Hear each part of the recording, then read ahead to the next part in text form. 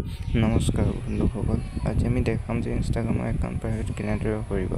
Private কৰিবলৈতো সকলোৱে জানে, কিন্তু প্ৰাইভেট কৰোঁতে যদি এনেকুৱা ধৰণৰ প্ৰব্লেম আহিছে, এই প্ৰব্লেমটো ছল্ভ কেনেদৰে কৰিব। তো এইটো চাব হ'লে ভিডিঅ'টো ফুল ৱাচ কৰিব, এটা লাইক আৰু ছাবস্ক্ৰাইব কৰি দিব যদি ভাল লাগে। তাৰ কাৰণে আপুনি ইনষ্টাগ্ৰামৰ একাউণ্টটো অ'পেন কৰিব।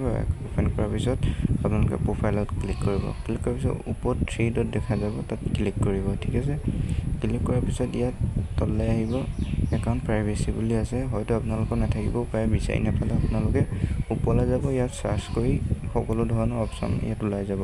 ইয়াত চাৰ্চ কৰিলেও চাব পাৰে, মোৰ ইয়াত ওলাই আছে কাৰণে মই ইয়াতে অন কৰিছোঁ।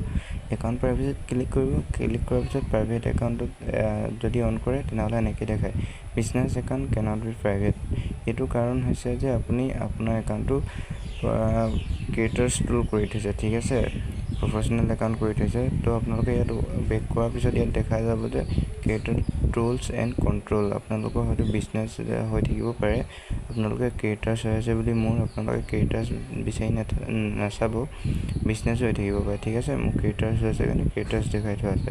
তো ইয়াত আপোনালোকে ক্লিক কৰি দিব ক্ৰিয়েটাৰ টুলছ এণ্ড কণ্ট্ৰলছত। ঠিক আছে, তাৰপিছত তললৈ আহিব যে তললৈ অহাৰ পিছত আপোনালোকে ইয়াত দেখা যাব চুইচ একাউণ্ট টাইপছ। ঠিক আছে, ইয়াত আপোনালোকে ক্লিক কৰি দিব আৰু চুইচটো পাৰ্চনেল একাউণ্টত আপোনালোকে ক্লিক কৰি দিব। ক্লিক কৰি দিয়াৰ পিছত ইয়াত দবাই দিব। দবাই দিয়াৰ পিছত মোৰ নেটটো শ্ল' অলপ দেৰি হৈছে, তো ইয়াত হ'ব। এইটো হৈ গ'ল। হৈ যোৱাৰ পিছত আপোনালোকে বেক কৰিব, আকৌ প্ৰাইভেট একাউণ্ট প্ৰাইভেচিলৈ যাব।